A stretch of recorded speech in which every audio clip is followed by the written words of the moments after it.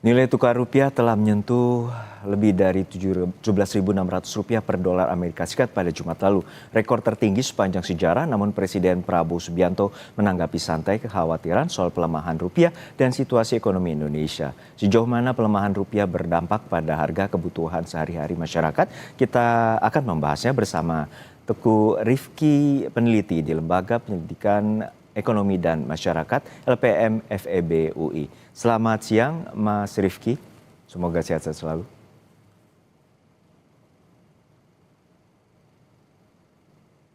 Siang Mas Rifki, bisa mendengar suara saya?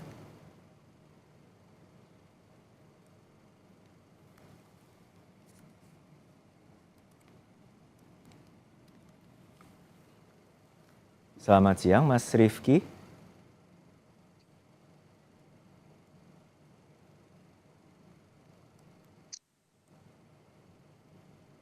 Halo, selamat siang Mas Rifki, bisa mendengar suara saya?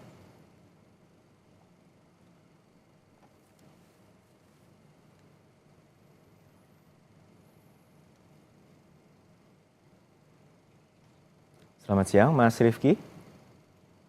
Oh ya, siang Mas, apa kabar? Oke, ya, Mas Rifki, ini kita mengetahui bahwa rupiah dalam kondisi yang tertekan terhadap dolar Amerika Serikat. Dalam analisis Anda, apa saja yang menyebabkan rupiah ini terus melemah dan apa tanggapan Anda terkait dengan pernyataan dari Presiden Prabowo terkait dengan penilaiannya terhadap dolar Amerika Serikat dalam situasi saat ini? Ya, kalau kita lihat ini pelemahan nilai tukar rupiah ada beberapa faktor. Secara garis umum ada dua, yaitu faktor eksternal dan faktor internal. Kalau dari faktor eksternal, kita tahu ini memang dipengaruhi oleh gejolak perang Iran AS, sehingga kemudian meningkatnya ketidakpastian secara global. Alhasil, ini membuat terjadi capital outflow dari berbagai negara berkembang ke negara maju, atau biasa kita sebut itu sebagai flight to safety. Nah, ini membuat terjadinya pelemahan nilai tukar di berbagai negara berkembang, salah satunya termasuk Indonesia. Nah, itu kalau kita bicara dari faktor eksternal. Tapi di sisi lain, Indonesia juga memiliki faktor internal.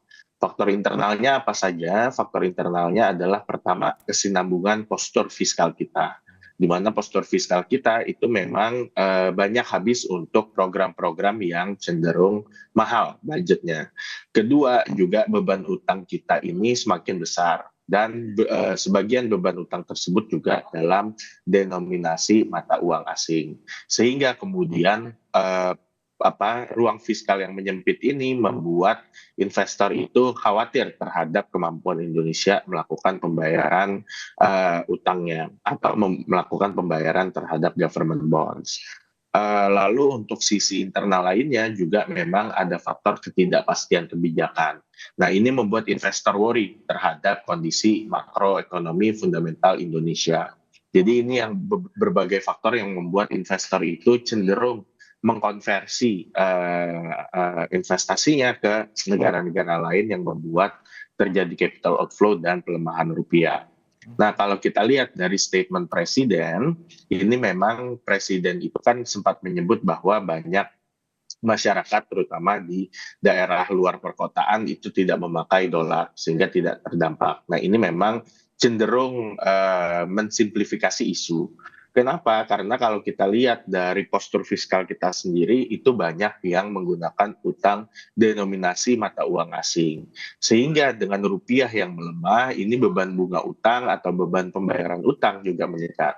Kalau beban pembayaran utang meningkat, maka kemudian porsi untuk belanja pemerintah, baik pembangunan di kota maupun di desa itu juga semakin berkurang. Nah, ini yang kemudian membuat pelemahan rupiah itu sebetulnya cukup berdampak terhadap berbagai golongan masyarakat dari postur fiskal yang semakin sempit. Di sisi lain, inflasi juga berpotensi akan meningkat. Kenapa? Karena 90% impor Indonesia itu merupakan bahan baku dan barang modal yang berkaitan langsung dengan proses produksi dalam negeri. Artinya kalau terjadi pelemahan rupiah, cost of production di Indonesia juga akan semakin mahal. Nah, ini kemudian akan berdampak terhadap berbagai barang-barang yang dikonsumsi oleh masyarakat, termasuk masyarakat baik di kota maupun desa. Jadi memang pelemahan rupiah ini dampaknya cukup holistik ke berbagai lapisan kelompok masyarakat.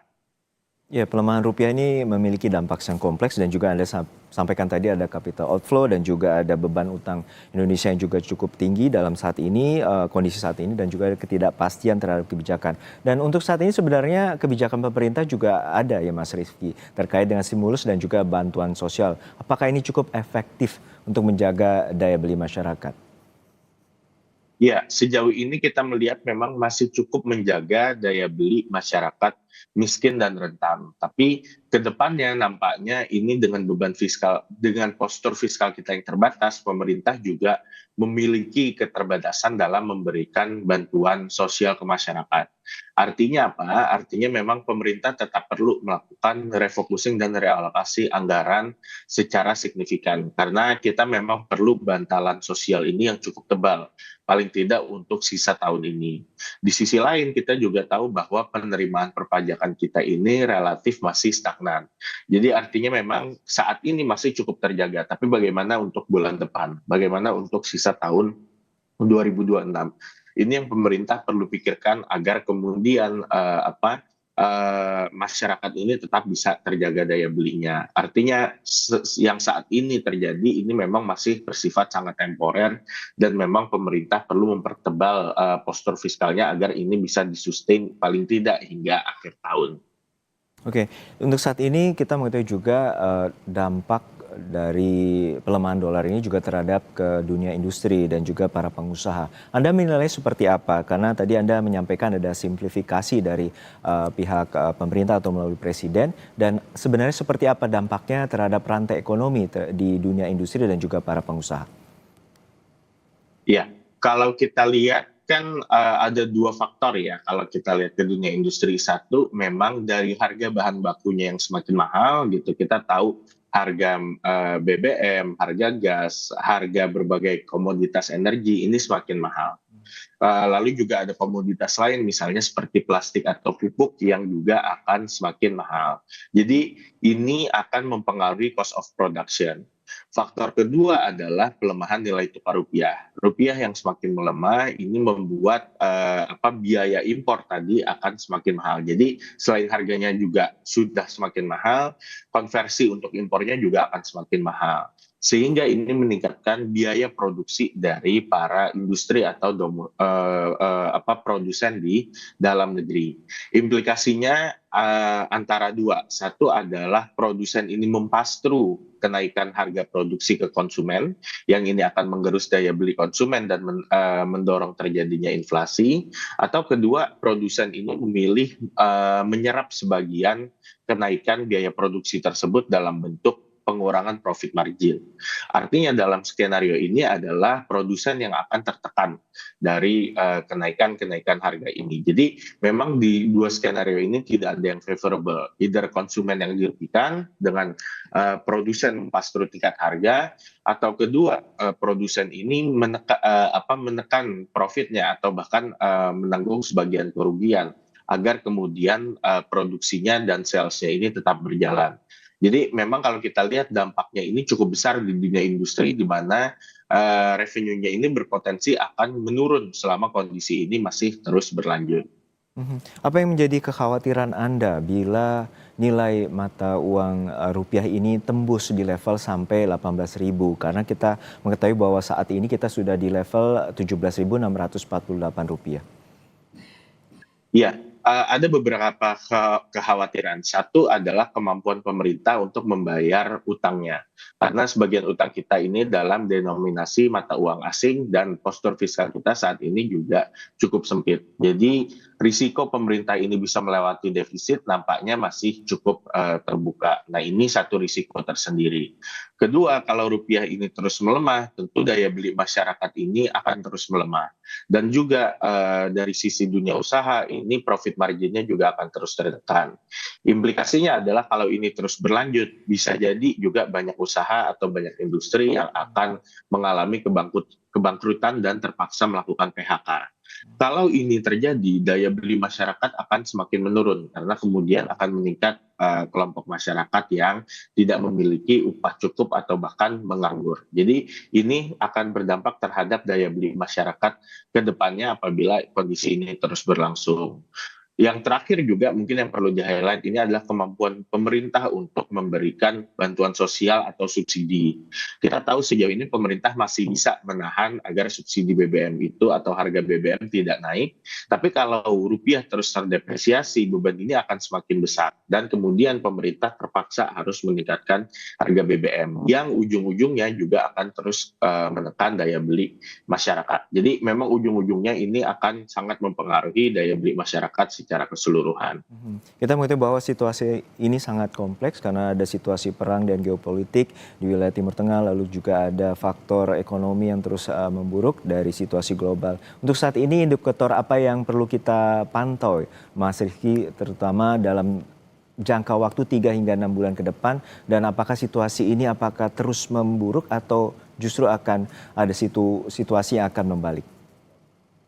Ya, kalau kita lihat memang saat ini itu kan kondisinya masih sangat dinamis. Terutama ini juga sangat dipengaruhi oleh kondisi global. Jadi artinya memang ini sangat sulit untuk kita memprediksi apakah akan ada tren perbalikan atau tidak. Tapi kalau kita lihat dari indikator, memang ada beberapa yang perlu terus dipantau. Yaitu pertama adalah tentu nilai tukar rupiah kita akan terus melemah sampai ke level berapa. Kedua, yang perlu diperhatikan juga adalah bagaimana postur APBN kita. Dari sisi penerimaannya apakah akan terus meningkat, atau dari sisi belanjanya apakah akan terus membengkak. Karena ini nanti akan mempengaruhi kemampuan pemerintah untuk memberikan bantuan sosial dan subsidi ke masyarakat dalam menjaga daya beli. Jadi ini perlu terus diperhatikan. Ketiga adalah juga postur utang kita. Seberapa banyak utang kita yang kemudian berada dalam denominasi mata uang asing. Jadi kira-kira 3 faktor ini kemudian perlu menjadi terus perhatian masyarakat untuk memahami kondisi apakah kita ini memang betul-betul mampu menghadapi tekanan yang terjadi saat ini. Baik, kita harapkan ada upaya konkret dari pemerintah untuk menghadapi situasi yang terus tidak pasti ini dan juga menghadapi nilai tukar rupiah yang terus melemah. Terima kasih sekali lagi analisis Anda, Lembaga Penyelidikan Ekonomi dari FEB UI, Mas Teguh Rifki telah berbagi perspektif bersama kami di Kompas Siang. Sehat-sehat selalu, Mas.